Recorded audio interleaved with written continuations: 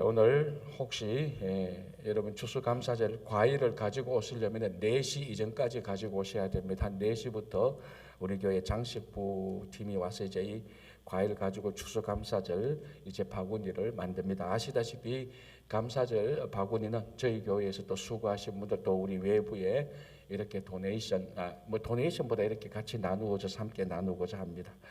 그리고 또 지금까지 과일 또 이렇게 올려주신 분들에게 감사드립니다. 자, 베드로후서 말씀입니다. 어제 우리가 1절부터 4절까지 좀 자세히 살펴봤는데요. 베드로전서는 흩어진 나그네, 베드로전서 말입니다. 후서가 아니고 전서는 흩어진 나그네들이 신앙 때문에 핍박받고 고난 가운데 있는 그 사람들에게 흔들리지 말라, 그리고 위로하고 격려해준 그 말씀, 그리고 고난의 의미를 가르쳐준 말씀이라면 베드로후서는 이제 그 고난과 핍박이 없어진 건 아니지만은 초점이 외부의 공격이었던 고난과 핍박이 아니고 이게 어느 정도 이제 좀 해결되니까 내부적으로 이제 문제가 생기는 겁니다. 내부적으로 균열이 생기는 거죠.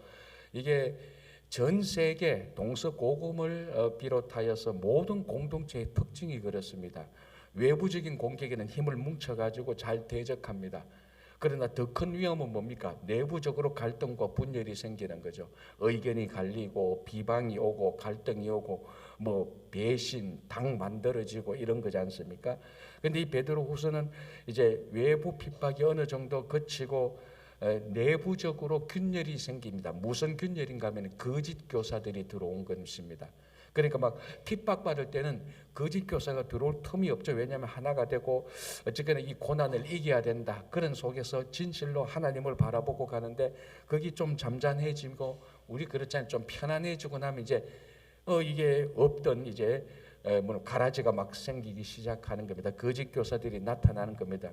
그래서 거짓 교사들이 내부적으로 막 그 복음을 비난하기도, 복음을 오해하기도 하고, 잘못 가르치기도 하고, 또 잘못 들은 그 사람들이 막 또 그런 거 복음을 변질시키기도 하고, 그에 대해서 이제 베드로후서가 참 진리를 이제 말하고 있는 겁니다. 그게 이제 베드로후서인데요. 어제 우리 1절에서 4절 받고 5절 보겠습니다. 5절은 1절 3절 4절은 이제 구원받은 사람, 그러니까 구원의 약속을 받은 것이다라고 얘기를 해 주었습니다. 그럼 이제 5절부터는 구원받은 사람, 즉 구원받은 자의 성도의 삶이 어떠해야 되는가를 또 보여줍니다. 자, 5절 보시기 바랍니다. 그러므로 너희가 더욱 힘써 너희 믿음의 덕의 지식을. 자, 첫 번째 항목이 뭔가 하면 믿음입니다. 자, 이게 기초 아닙니까? 그죠? 뭐 우리가 열심히 살고 봉사하고 그죠? 그리고 뭐 성경도 많이 알고 다 있습니다. 오늘 이제 그 다음에도 이런 내용이 나는데 그거 이전에 믿음이 없다면은 뭐 믿음이 없다. 예수를 안 믿는데 그 예수를 믿어서 구원 얻고 예수를 믿어서 의롭게 된 게 아닌데 거기서 성경 지식을 많이 쌓아본들 뭐 합니까? 그리고 나쁜 거는 아닌데 이게 막 흉악한 일이다 그런 건 아니죠. 그럼에도 불구하고 예수를 믿지 않은데 성경 지식을 쌓는 것은 세상 사람들이 그냥 이 성경을 문학 작품으로 소설 보듯이 보는 거하고 똑같습니다. 원래 성경에 효과가 없는 것이죠. 예수 믿지 않는데 착하게 한다. 자, 이건 나쁜 거 아니죠, 그죠? 나쁜 거는 아니지만은 우리가 이게 세상 사람들도 예수는 안 믿지만 좋은 일 합니다. 착한 일. 그거하고 똑같은 것입니다.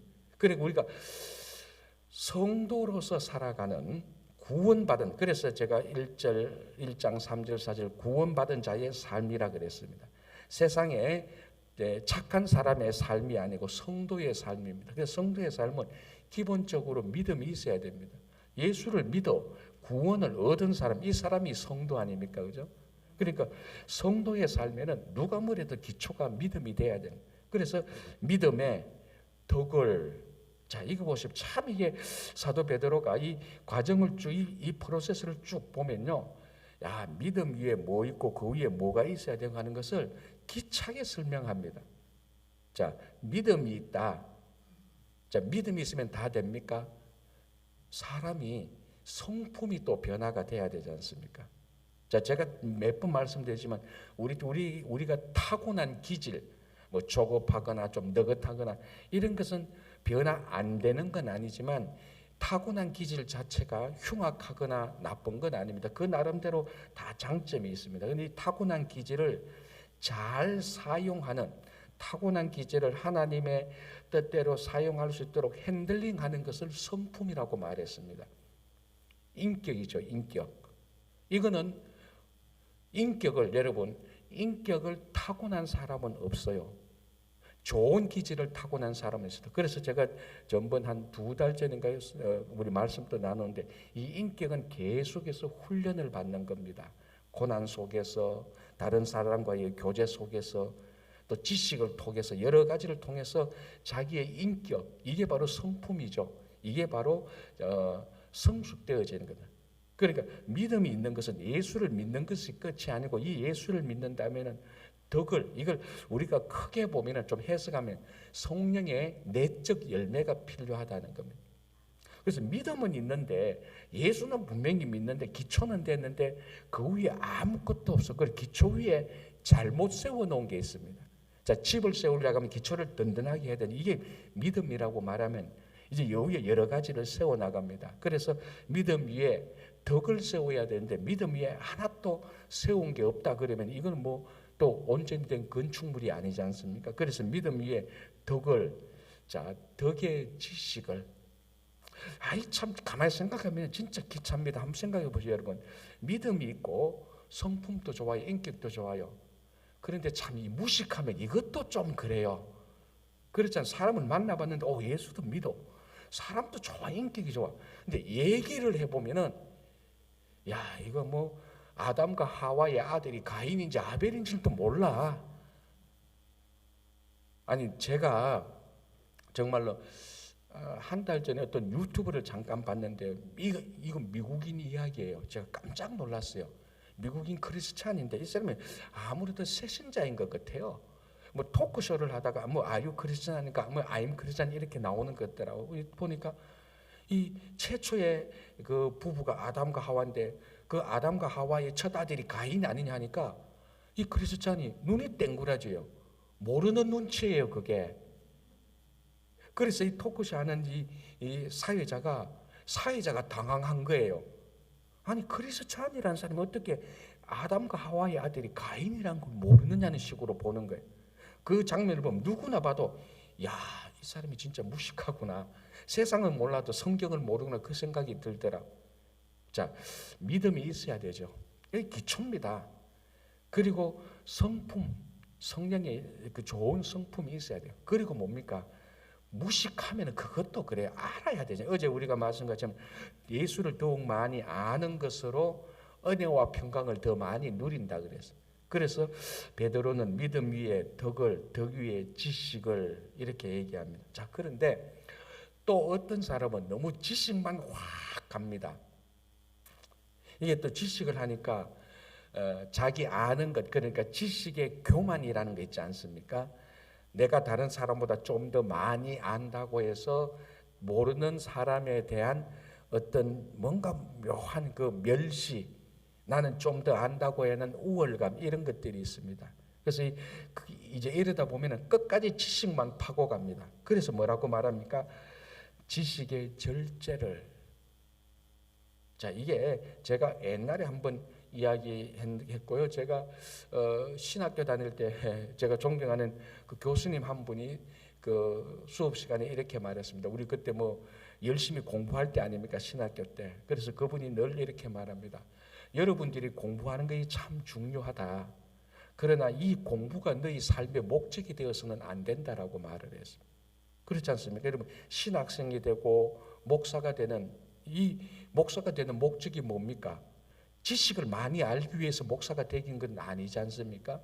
목회자가 되는 것은 영혼을 구원하고 하나님께 영광을 돌리고 교회를 세우는, 이것이 목회자의 궁극적인 목적 아닙니까? 그런데 가끔 어떠 보면 지식적으로만 확 빠져버리는 거예요. 뭐 영혼 구원이고 교회하고 뭐 성도를 돌보는 거, 이런 건 두 번째고 지식적으로만 쫙 가버립니다. 이제 그런 것을 경고하기 위해서 우리 교수님이 경험했던 걸 말합니다. 어느 서당에 갔는데 서당에 가면 현판이 있지 않습니까? 우리 옛날에 가면 교실에 가면은 자기 교실에 목표가 있지 않습니까? 열심히 공부하여 좋은 대학에 가자 뭐 이런 게 있지 않습니까? 그런 건데 서당에 딱 갔는데 서당에 한자로 세자가 적혔다는 겁니다. 절학문. 우습잖아요. 서당에 가면은 열학문해죠. 열정을 내서 학문을 공부해야 되는데 서당에 갔는데 학문을 절제하려고 그게 아니 태권도 도장에 가면은 너희들은 훈련을 해라. 그리고 세상에 공부하는 거 좀 그만두고 이거는 말이 돼요. 근데 서당에 딱 갔는데 현관판에 학문을 절제하라 딱. 서당에서 그런 말 하면 안 돼. 서당은 학문을 계속해서 공부하라는 그 말입니다. 그 서당의 훈장 선생님이야말로 학문의 진짜 목적을 안 겁니다. 학문 자체가 중요한 게 아니에요. 이 학문을 통해서 그 훈장 선생님의 생각에 의하면 이 학문을 통해서 많은 사람을 이롭게 하고 이 학문을 통해서 많은 사람을 깨우쳐주고 그게 학문의 목적 아닙니까? 배우는 것. 그리고 이 배움을 통해서 또 인격을 성숙하고. 근데 이런 건 아니고 지식적인 것만 계속 받아들여요. 왜? 우리도 가끔 보면은 주변에 가끔 그런 사람 있지 않습니까? 인간은 덜 됐는데 아는 거는 많아. 막 얘기하는 거 보면 참 많이 안다. 이 두뇌 용량이 커요. 많이 집어넣었어. 근데 인성이 덜 된 거야. 여러분 그런 사람 존경합니까? 그 아는 게 무슨 도움이 되겠습니까? 차라리 그 아는 거 절반만 알고 나머지 절반은 인생 그 인성에 좀 많이 쓰지 그런 생각이 들지 않습니까? 그러니까 우리가 성경을 많이 알아야 돼요. 당연히 알아야 되죠. 그러나 성경 내용을 아는 것만 목적이 아니죠. 절학문해야 되잖아요. 이런 거는 좀 많이 이제 지식에 열심히 하는 사람들하고 같이 해야 말이 되는데 절학문이 필요 없을 정도로 학문을 안 하는 사람한테는 해당이 안 되죠. 근데 참 그러니까 이게 지식 참 좋다. 그러나 지식이 삶의 목적이 되어서는 안 된다. 어느 정도 절제하라. 그럼 절제하면 남는 공간, 남는 여유 여기에 이게 진짜 목적이야. 여기서 복음을 전하고 왜 공부를 하느냐고 왜 성경을 보느냐고 참된 진리를 알고서 다른 사람에게 진리를 전하기 위함이 아닌가 그렇게 얘기합니다. 자, 지식의 절제의 인내를 지금 인내가 뭡니까? 지금 있는 상태를 계속해서 유지하는 것 아닙니까? 절제를 한번 하고 마는 게 아니고 절제를 계속 유지하라는 겁니다. 자, 예를 들어서 알코올 중독자, 마약 중독자 보십시오.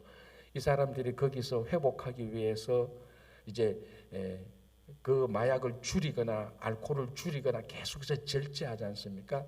성공하는 사람은 그 절제한 이 상황을 계속해서 유지해 가야 됩니다. 그래야 성공하는 겁니다. 그러니까 절제를 인내해야 성공하는 거예요.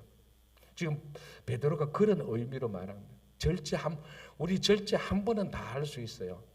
한 번은 다 할 수 있다고. 그러나 그 절제를 계속 유지할 수 있도록 그 절제의 인내를 가져라는 거예요. 자, 이제 인내의 경건을, 자, 이 경건은 뭐냐 하면 우리의 삶입니다. 거룩한 삶이죠. 자, 믿음으로 시작해서 그 위에 뭐를 세웁니까? 덕, 성품을 세우죠. 믿음의 성품을 세우고, 그리고 보면 지식을 세우죠. 이게 또 너무 지나치지 않도록 절제를 세우죠. 이 절제가 계속 유지할 수 있도록 인내를 세우죠. 이 인내 위에 드디어 거룩한 삶을 세우는 겁니다. 경건입니다. 자, 그럼 이 거룩한 삶 위에 뭐 형제 우애와 사랑을 더하라. 근데 사실은 거룩한 삶이 뭡니까? 형제 우애와 사랑이에요. 그러니까 이 베드로가 구원받은 자의 성도의 삶을 어디에서 시작해서 어디로 끝납니까? 믿음에서 시작해서 사랑으로 끝나는 거예요. 우리 성도의 사랑, 우리 성도의 삶을 간단하게 말하면 그겁니다. 믿음이 있어야 되죠. 그렇죠? 중간에 뭐 이제 여러 가지 뭐 지식과 덕과 다 필요해요.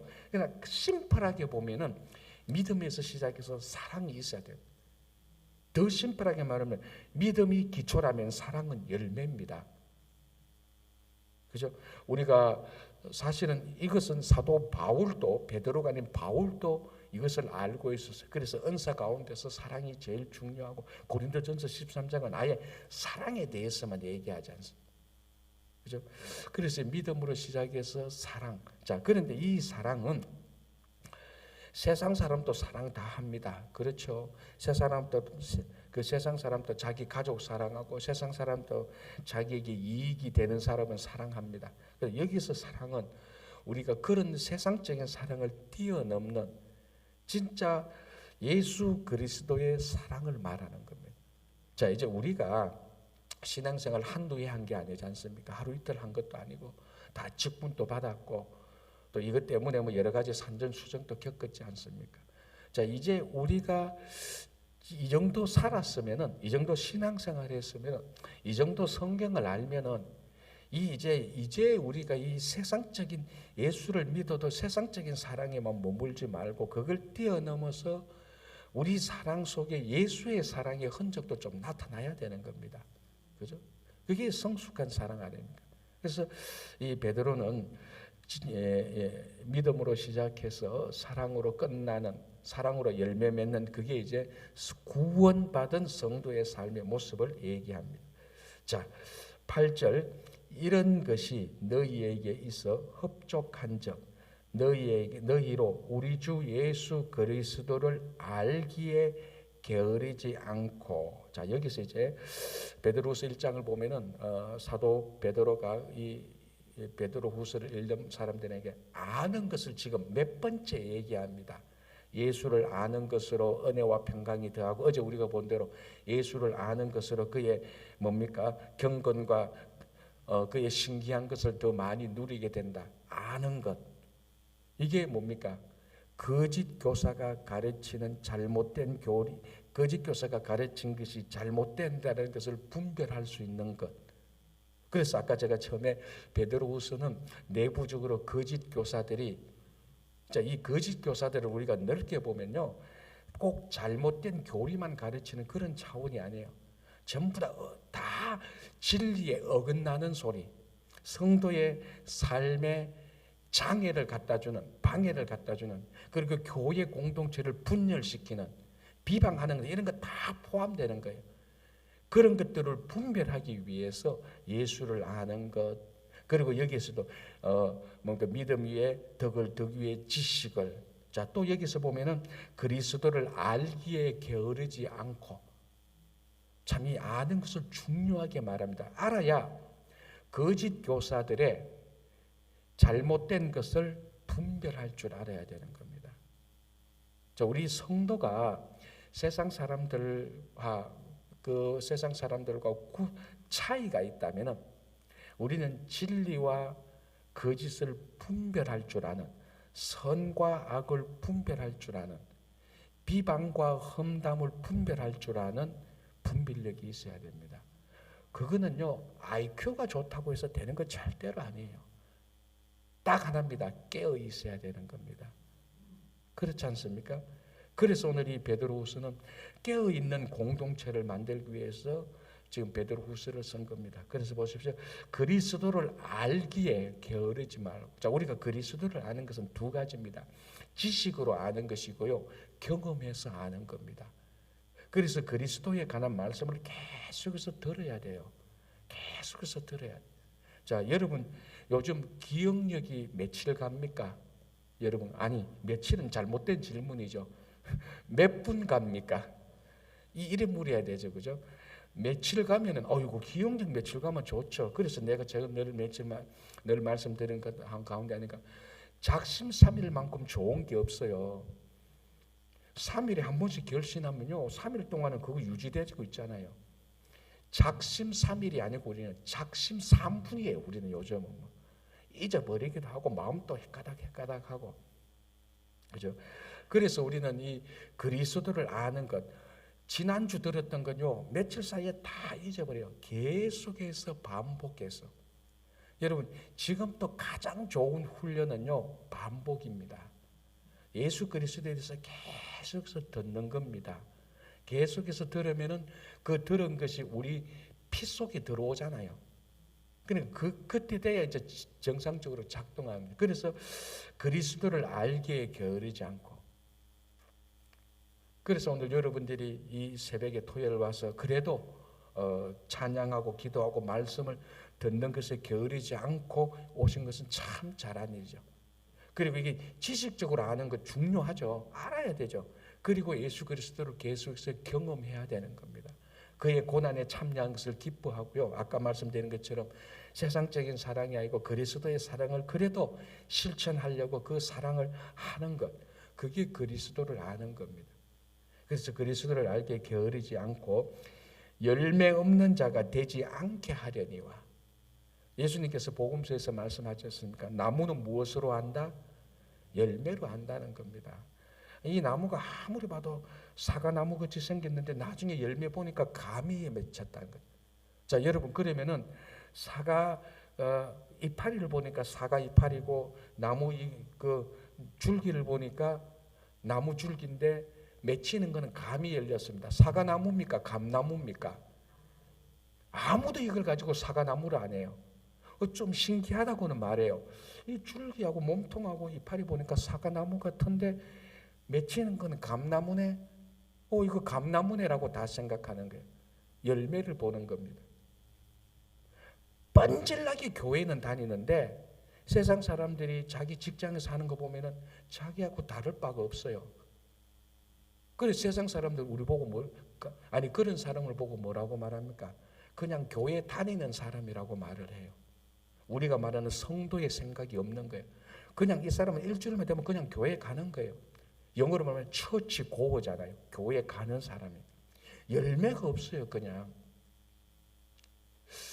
자, 우리가 예수님도 말씀하시고 오늘 베드로도 말씀, 열매 없는 자가 되지 않게 하려고 이 베드로 후서를 쓴다는 겁니다. 신앙의 열매. 물론 우리가 말하는 이 열매는 세상 사람들이 말하는 성공과 출세를 기준으로 하는 그런 열매하고 다릅니다.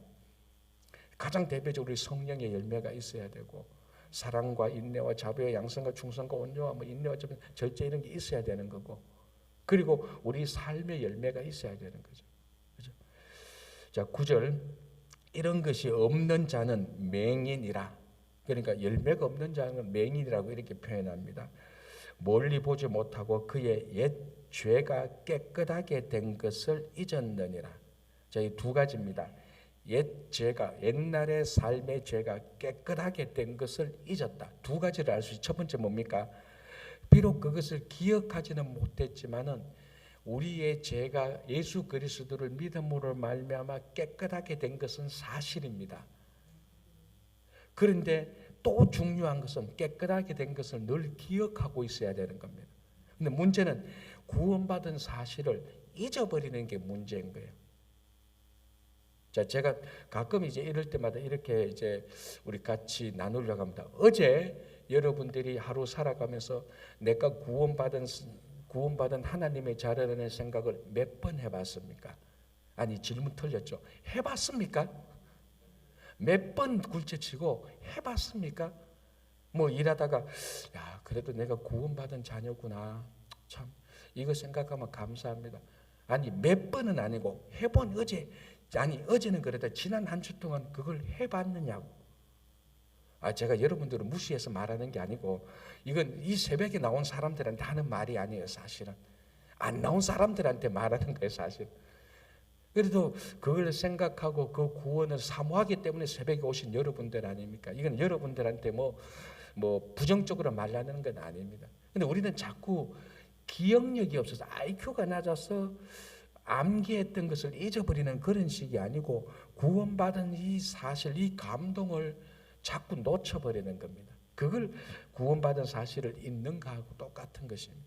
그래서 오늘도 여러분 어렵고 힘들 때 조용할 때 그래도 내가 구원받은 사실이고 여기서 한평생 다 끝나면은 하늘나라 가서 영원히 살겠구나. 야, 그거 감사하구나. 그 구원의 감격 속에서 사시기 바랍니다. 자, 10절, 그러므로 형제들아 더욱 힘써 너희 부르심과 택하심을 굳게 알아. 자, 여기서부터 이제 그런 뉘앙스가 나오죠. 외부 핍박이 좀 끝나고 내부 거짓 교사들이 갈등과 분열하는데, 그래서 더욱 힘써서 부르심과 택하심을 굳게 알아. 흔들리지 말라는 겁니다. 분열이 일어나지 말라, 이렇게 얘기합니다. 자, 12절 보겠습니다. 그러므로 너희가 이것을 알고, 자, 또 알고라는 말이 또 나왔죠. 그러므로 너희가 이것을 알고 이미 진리에 서 있으나 내가 항상 너희에게 생각나게 하려 하노라. 같은 말이죠. 이것을 알고, 너희들이 알고 계속해서 생각나게 하려고 이것을 기록했다. 왜? 12절부터 15절까지 보면은 이제 이 베드로후서는 베드로의 아주 말기 때 인생 노년에 쓴 겁니다. 왜냐하면요, 14절 보시기 바랍니다. 이는 우리 주 예수 그리스도께서 내게 지시하신 것 같이 나도 나의 장막을 벗어날 것이 임박한 줄을 압니다. 이게 무슨 의미죠? 죽는다는 거, 죽을 때 다 됐다는 거. 장막이 뭡니까? 우리가 이 땅에서 살고 있는 우리의 터인데요. 쉽게 말하면 육신의 장막을 말합니다. 가장 쉽게 우리가 이해하기 쉽게. 육신의 장막을 벗어날 때가 다 됐다. 죽을 때가 다 됐다고. 이제 내 얼마 살지 않을 것 같다. 이제 그러니까 이 사도 베드로가 이제 곧 하나님께서 나를 부르실 것이다. 그래서 후진들에게, 지금 믿음의 공동체에게 이것을 써서 너희들이 내가 떠나고 난 다음에도 계속해서, 내가 너희들한테 설교를 못하니까, 성경 공부를 못하니까 이것을 기록해서 내가 없더라도 이 기록된 말씀을 보고 진리에 서 있고 내가 가르친 복음의 진리를 너희들한테 생각나게 한다는 겁니다. 그 베드로후서가 오늘날 우리에게 전달된 거죠. 여러분, 이 성경을 보면 볼수록 한 구절 한 구절이 얼마나 귀중한지는 모릅니다. 너무너무 귀중한 겁니다. 여러분, 이것을 그냥 책 읽듯이 읽지 말고 이 사도 베드로가 내한테 준 편지라고 한번 생각해 보십시오. 이 사도 베드로가 이제 죽을 때가 다 되어서, 하늘나라 갈 때가 다 되어서, 그래도 이 땅에 남은 우리가 흔들리지 않도록, 거짓 교사에 휘둘리지 않도록, 잘못된 말에 빠지지 않도록, 유혹에 빠지지 않도록 이 편지를 써서 주는 겁니다. 그 사도의 마음, 진리를 지키고 살아가기를 원하는 사도의 마음이 절실히 느껴지지 않습니까? 이런 느낌 가운데서 이 말씀을 읽으면은 이 말씀이 살아나는 겁니다. 그런 느낌이 없이 읽으면은 맹숭맹숭하죠. 여러분, 이게 왜 그 뻔한 얘기인데 사랑 이야기가 나오면은 사람은 감동을 받아요. 그 본능이니까. 그런 드라마 가운데서 뭐 한마디 툭툭 하는 게요, 마음에 착착 들어와요. 왜냐하면 이미 우리는 감동을 받았거든. 그러니까 이 성경을 읽을 때 정확히 말하면요, 성령의 감동이 있어야 되는 거예요. 그런데 얼마나 감사한 것은 우리가 성경을 읽을 때마다 성령께서는 늘 우리 마음을 감동시켜요. 사실은 그 성령의 감동에 우리 마음을 열면은 이 사도 베드로가 이제 곧 죽기 얼마 전에 썼던 이 편지들, 그 편지들을 지금 우리가 읽는 거예요. 그럼 이 본문이 확실히 다르게 오지 않습니까? 그죠? 자, 다시 12절부터 15절까지 제가 한번 읽어드릴게요. 그러므로 너희가 이것을 알고 이미 있는 진리에 서 있으나 내가 항상 너희에게 생각나게 하려 하노라. 내가 이 장막에 있을 동안에 너희를 일깨워 생각나게 함이 옳은 줄로 여기노니 이는 우리 주 예수 그리스도께서 내게 지시하신 것 같이 나도 나의 장막을 벗어날 것이 임박한 줄을 압니다. 내가 힘써 너희로 하여금 내가 떠난 후에라도 어느 때나 이런 것을 생각나게 하려 하노라. 언제든지 이 베드로후서 이 편지를 읽으면서 복음의 진리를 생각나게 하려고 이 편지를 쓴다. 이걸 오늘날 우리가 읽으면서 진리와 복음에 우리가 감동을, 그리고 그 구원의 맛을 느끼며 사는 겁니다. 자, 16절. 우리 주 예수 그리스도의 능력과 강림하심을 너희에게 알게 한 것이 교묘히 만든 이야기를 따른 것이 아니요 우리는 그의 크신 위엄을 친히 본 자라. 어제 제가 얼핏 얘기했죠. 자, 그리고 17절 18절 제가 같이 읽어드릴게요. 지극히 큰 영광 중에서 이러한 소리가 그에게 나기를 이는 내 사랑하는 아들이요 내 기뻐하는 자라 하실 때 그가 하나님 아버지께 존귀와 영광을 받으셨느니라. 이 소리는 우리가 그와 함께 거룩한 산에 있을 때, 무슨 산이죠 이게? 흔히 말하는 변화산이죠. 변화산에 있을 때 하늘로부터 난 것을 들은 것이라. 지금 베드로는 무슨 경험을 얘기합니까? 베드로, 야고보, 요한을 데리고 예수님께서 변화산에 가서 모세와 엘리야를 만났을 때 그 경험을 얘기하는 겁니다. 그 거룩한 경험을 하면서 친히 하늘에서 예수님에 대해서 하는 음성을 들었습니다. 그게 세례 때 받은 음성하고 같죠. 이는 내 사랑하는 아들이요 내 기뻐하는 자다. 그러니까 이거는 이런 말은 바울이 할 수가 있는 게 아니에요. 왜? 바울은 변화산상에 간 적이 없거든요. 베드로만 간 거예요. 그 당시에는 베드로가 믿음이 약해서 성숙하지 못해서 그의 참된 의미를 몰랐어요. 그래서 베드로가 뭐라고 말합니까? 여기가 좋사오니 우리가 가지 말고 내가 초막을 지을 테니까 막 그런 성숙하지 못한 얘기를 했단 말이에요. 그게 다 지나고 이제 베드로 임종 직전에 그 하나님께서 예수님에게 하신 그 말씀의 의미, 그 영광, 이 예수님이야말로 정말 하나님의 아들이었고 이분이야말로 하나님의 음성을 친히 들이 이분에게 친히 임했고 구약의 가장 대표적인 인물 모세와 엘리야와 함께 있었고 그걸 베드로가 직접 경험한 것을 고백하는 겁니다. 그래서 16절에 보면 그의 능력과 그리스도의 능력과 강림은 어떤 사람이 교묘히 만든 게 아니다. 그런 능력을 내가 직접 경험했다는 겁니다. 베드로가 직접. 그리고 베드로는 부활과 성천을 직접 경험했지 않습니까? 그래서 예수님께서 재림하신다 이제 뭐 이렇게 이 복음과 진리에 관한 것에 대해서 거짓 교사들이 자꾸 딴소리를 하는 겁니다. 그 당시에도 예수님의 부활을 믿지 않은 사람들이 많았죠. 제자들이 교묘히 만든 이야기다라고 막 이렇게 엉뚱한 소리를 했었습니다. 오늘날에도요, 특히 좀 지식이라는 사람, 지식인이라고 하는 사람들이 이런 이야기를 참 많이 해요. 도올 김용옥이라는 사람이 있지 않습니까? 뭐 인상이 그렇게 뭐 부드러운 사람들 아니지 않습니까? 목소리도 허스키하고 저도 뭐 처음에 그 신학교 다닐 때 그 사람의 그 EBS 강의하는 걸 들었습니다. 똑똑한 애 지식은 많아요. 얘기 보면 뭐 동서양 공부도 많이 한 거고 책도 보면은 내 모르는 이야기도 많이 하고. 근데 그 사람 얘기를 들어보면요, 아무리 듣고 아무리 좋게 봐도 성경을 보는 것은요, 그 사람의 얘기를 들으면 부활하고 성천 다 교묘히 만든 이야기라고 하고 있어요. 그 사람 뭐 이런 좀 더 아는 좀 더 책을 더 많이 읽어가지고 몇 개 증거 좀 더 가지고 왔을 수는 있겠지만은 아무리 들어봐도 그러니까 제가 그 사람 강의를 이제 한국에서 오기 전에 뭐 옛날에 한국 EBS 교육 방송 있지 않습니까? 그 얘기를 들어보면 아직도 기억나는 뭐 도교 이야기하고 공자 이야기하면서 그 복음서 얘기도 해요.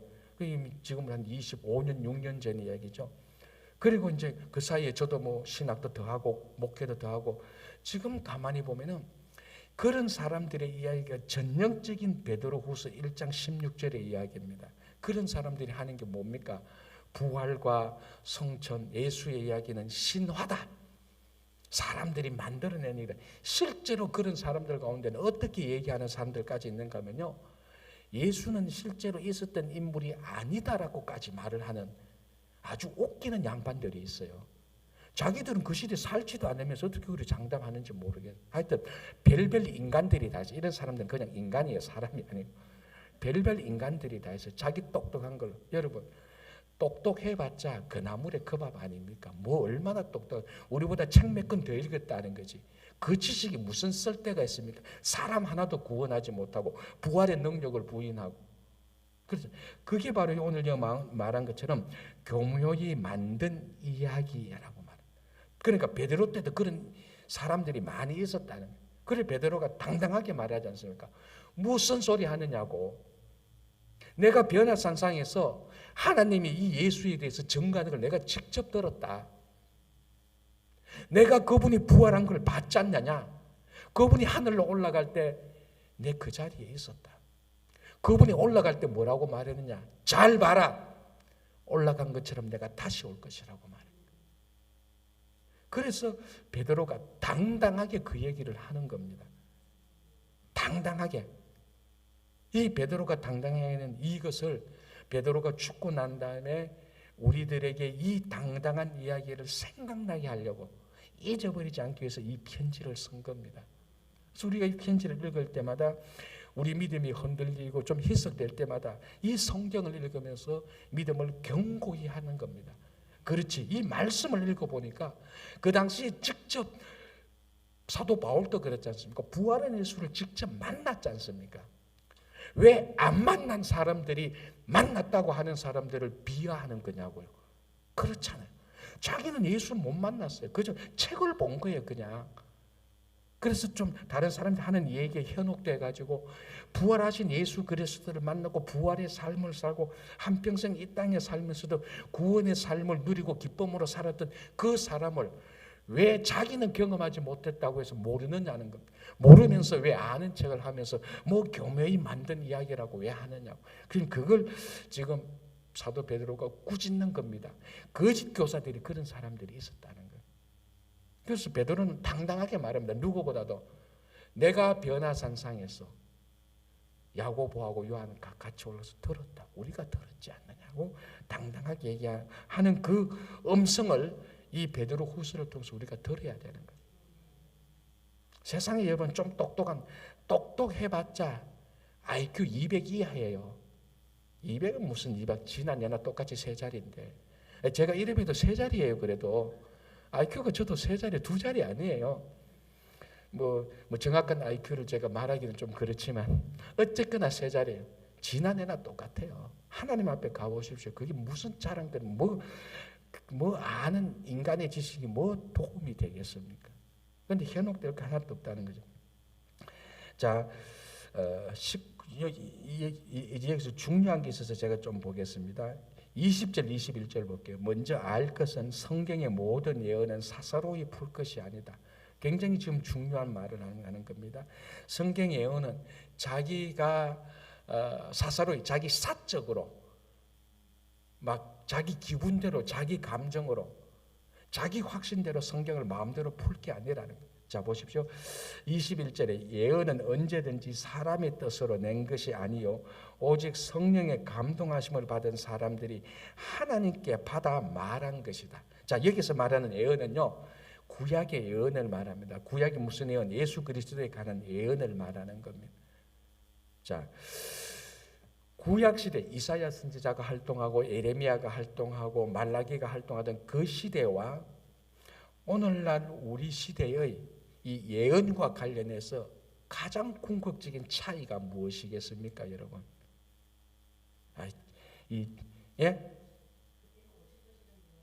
예, 맞습니다. 제가 질문이 하도 커가지고, 자, 예언과 관련해서 이사야 선지자가 있었을 때하고 오늘날 우리하고 진짜 근본적인 차이가 무엇이겠습니까? 이거 지금 제가 질문을 못 하고 있는 거예요. 질문자가 안 좋은 거예요. 예언, 이 예언은 죄송합니다. 제가 답을 말할게요. 그냥 이사야 선지자가 있을 때는 성경이라는 게 없었어요. 성경이 없었다는 게, 기록된 성경이 우리처럼 이렇게 기록된 성경, 물론 토라라고 해서 모세가 했던 그 토라 그런 것들은 있었지만 우리처럼 이렇게 딱 정리된 성경은 없었잖아요. 그러니까 하나님께서 예언자를 계속해서 부르는 겁니다. 사사를 계속해서 부르는 거예요. 그래서 불러서 하나님께서 예언자를 통해서 하나님의 말씀을 하는 겁니다. 지금은 그 예언자들이 했던 말이 다 우리에게 있어요. 자, 그때는 이사야의 말을 들으려면 이사야를 만나야 되는 겁니다. 이사야를 통한 하나님의 말씀을 들으려면 이사야 선지자와 만나서 그 음성을 들어야 돼요. 왜? 이사야가 기록했던 말이 없잖아. 이사야는 지금 말로 선포하고 있다고. 지금 이 기록했던 게 나중에 후대에 나온다고. 그 후대가 지금 오늘이라고. 지금은 여러분 이사야 선지자를 만나려면 어떻게 하면 됩니까? 이사야 53장 봅시다. 보면 되는 거예요. 가장 우리가 이 예언과 관련돼서 중요한 차이는, 우리는 이미 우리가 이 땅에서 구원받고 구원받은 성도로서 살아가기에 하나도 부족할 것이 없는 하나님의 말씀이 우리한테 다 있어요. 이사야, 예레미야 때는 다 안 있어서 덜 있었어요. 부족했었어요. 그래서 그런 상황이 되면 하나님께서 또 선지자를 불러서 또 그런 그 상황에 맞는 말씀을 하시는 거예요. 지금 우리는 뭡니까? 우리가 구원받고 성도로서 살아가기에 하나도 부족하지 않는 하나님의 말씀이 다 있다고. 무슨 말을 하고 싶은가 하면 제가 이 말을 하려고 오늘 지금 길게 끄는 거예요. 지금 우리한테는 새로운 계시가 필요한 게 아니고 이미 우리에게 주어진 계시에 대한 분별력이 필요한 거예요. 이건 어마어마하게 중요한 거예요. 그래서 이단들이 오는 겁니다. 이단들이 새로운 계시를 자꾸 주려고 해요. 지금 우리들한테는 새로운 계시가 필요 없어요. 성경 하나만으로 충분해요. 여기에 이사야가 했던 말이 있고 예레미야가 했던 말이 있고 바울이 했던 말이 있고 베드로가 했던 말이 있고 심지어는 예수님께서 하신 말씀이 그대로 다 있어요. 이거 적혀놓고 자꾸 새로운 걸 받는다? 그게 다 이단이고 사이비예요. 목사님 그래도 새로운 게 올 수 있지 않겠습니까? 이론적으로는 그런데 새로운 것을 알기 이전에 이미 있는 것부터 잘하라고. 무슨 말씀인지 압니까? 예를 들자면은 공부 못하는 애들이 또 그래요. 시험 문제 공부 못하는 애들이 시험 범위 그 밖에 있는 거 공부해가 시험 친다고. 시험 범위 안에 있는 걸 공부해야 그 성적을 잘 받지. 시험 범위 밖에 거 엉뚱한 거 공부해서 시험 치는 거 내가 공부한 거 안 나왔네 그렇게 말한다고. 당연하지. 그것이 안 나오지. 하나님께서 이미 우리들에게 모든 계시를 다 준 거예요. 여러분 우리는 더 이상 이 성경 외에 다른 계시가 필요 없어요. 구원받기에 하나도 부족함이 없고 하나님의 자녀로 살기에 하나도 부족함이 없는 말씀이 여기 다 있어요. 단 필요한 것은 이 말씀을 계속해서 묵상하고 듣고 이 말씀이 오늘날 우리에게 이런 말씀이구나 하는 분별력, 그 분별력에 따라서 이 말씀을 함께 공부하고 설교를 통하여서 하나님의 이미 주어진 말씀에 대한 분별력을 얻는 게 필요한 거예요. 이것 외에, 그래서 성경 외에 다른 것을 전하면 다 저주가 있을지어다. 그게 바울이 했던 말하고 똑같은 거예요. 바울이 복음을 전했는데 거짓 교사들이 갈라디아에서 자꾸 거짓된 복음을 전하지 않습니까? 그래서 바울이 화가 나서 내가 전한 복음 외에 다른 것을 전하는 자는 저주를 받을지어라고. 그러니까 지금 우리가 구원받은 이 구원의 계시 외에 성경의 계시 외에 여러분 더 필요 없습니다. 충분합니다. 넘칩니다. 이 계시를 잘 묵상하고 이 하나님의 계시 말씀을 잘 따라가는 것이 진짜 좋은 성경. 그래서 베드로가 썼다. 이 말을 하고 싶어서 함께 나누고 싶어서 몇 분 더 했습니다. 여러분 언제나 이 말씀 속에서 풍성한 삶을 누리시기 바랍니다. 기도하겠습니다. 하나님 아버지, 뭔가 세상에 새로운 계시가 더 있는 것 같아서 이상한 사람을 따라가고 이상한 말에 귀 기울이고 이상한 데 가서 이상한 소리를 듣고 마치 새로운 계시자인 것처럼 저희들이 그런 이단과 사이비와 같은 삶을 사는 것이 아니라 이미 우리들에게 구원받고 구원받은 자녀로서 살아가는데 완벽하게 주어진 하나님의 말씀을 잘 따라서 할 수 있도록 저희들을 깨우쳐 주시고 성령께서 매일매일 저희들을 감동 감화시켜 주시옵소서. 믿음으로 시작하여서 사랑의 큰 열매를 맺는 성도들 되게 하여 주시옵소서. 주님, 내일 추수감사주일입니다. 저희들 추수감사주일을 맞이하면서 올 한 해 하나님께서 베풀어 주신 그 풍성한 은혜를 누릴 수 있도록 감사가 넘칠 수 있도록 도와주시옵소서. 전 세계적으로 전쟁과 분쟁과 테러와 기후재앙으로 말할 수 없는 고통과 억압과 어려움 가운데 있는 우리 모든 형제자매들 평화가 그리고 복구가 속히 정착될 수 있도록 역사해 주시옵소서. 우리 가운데 말할 수 없는 육체의 연약함과 낙담과 절망 속에 있는 형제자매들 위로하시고 치유하여 주시옵소서. 오늘 또 우리의 삶을 주님께 맡깁니다. 인도하여 주시옵소서. 예수님 이름으로 기도합니다. 아멘.